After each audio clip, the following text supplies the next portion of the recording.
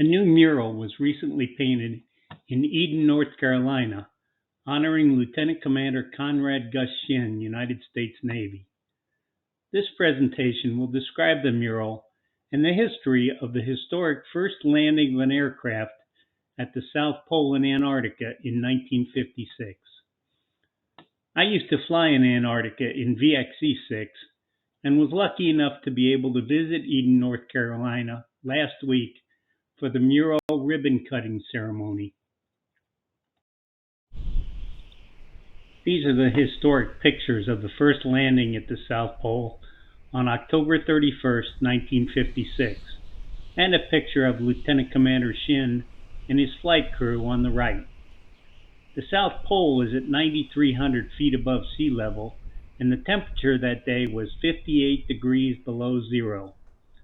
Many people thought a landing at the South Pole was impossible, but history was made that day, and the crew of the aircraft were the first Americans to ever set foot on the South Pole. They were also the first human beings to set foot on the South Pole since the Robert Scott expedition in 1912. An Air Force Globemaster aircraft flew overhead at the South Pole as a safety plane with airdrop capabilities if things went wrong on the landing or takeoff.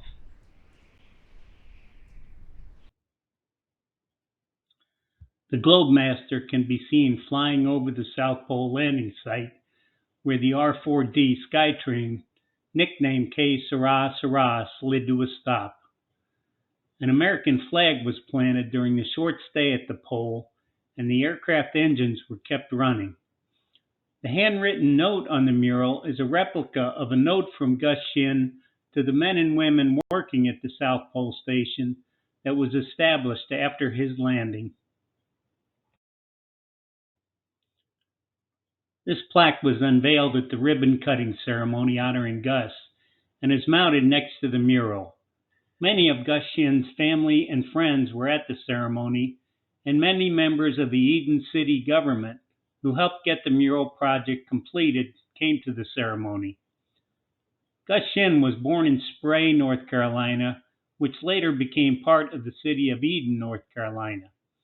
His squadron VX-6, and then my squadron VXE-6, flew for 44 years in Antarctica supporting Operation Deep Freeze, and performed logistics missions all over the continent of Antarctica that we all called the ice. This map of North Carolina shows the location of the city of Eden, North Carolina. It's in the center part of the state, almost on the Virginia border. Also, the address for the mural is 536 Morgan Road in Eden, North Carolina, if you're in the area and you'd like to visit the mural. This picture shows the side of the building where the mural is located and shows the Spray sign, which is the city where Gus was born. It should be noted that Gus Shinn was not only an Antarctic pioneer, he also flew cargo planes for the U.S. Navy in World War II. He flew supplies into war zones and flew out wounded Marines and soldiers from the battle zones during the heavy fighting on the many islands of the Pacific War. Lieutenant Commander Gus Shinn is a true hero from what many call the greatest generation, and just recently celebrated his 101st birthday a few days ago in Florida. Happy birthday, Gus. This is a photo of the front of the building where the mural is located. Inside Ramsey's barbershop, the walls are covered with historic pictures from Spray, North Carolina's past. Finally, this is a picture of Gus Shinn at a ceremony at the National Naval Aviation Museum in Pensacola, Florida from a few years ago.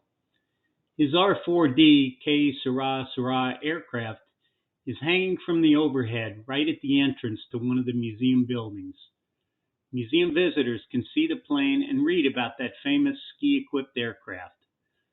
That aircraft also had jet assist takeoff bottles to help them take off from the South Pole since the skis were frozen to the snow. The entire story of all the planning, logistics, and the many challenges of the first flight to the pole and the following flights to build the South Pole Station cannot be covered in a quick video. Thanks for watching the video. You are invited to visit the mural in the city of Eden and also invited to visit the Quai Sera Sera at the National Museum of Naval Aviation. If you carefully plan your trip to the museum, you may be able to watch the Navy Flight Demonstration Team, the Blue Angels, practice their air show from the viewing stands at the museum. This presentation is dedicated to Lieutenant Commander Gus Shinn and also to all the men and women, past and present, who have served in VX-6 and VXE-6 in the U.S. Navy and U.S. Marine Corps, supporting Operation Deep Freeze in Antarctica from 1955 to 1999.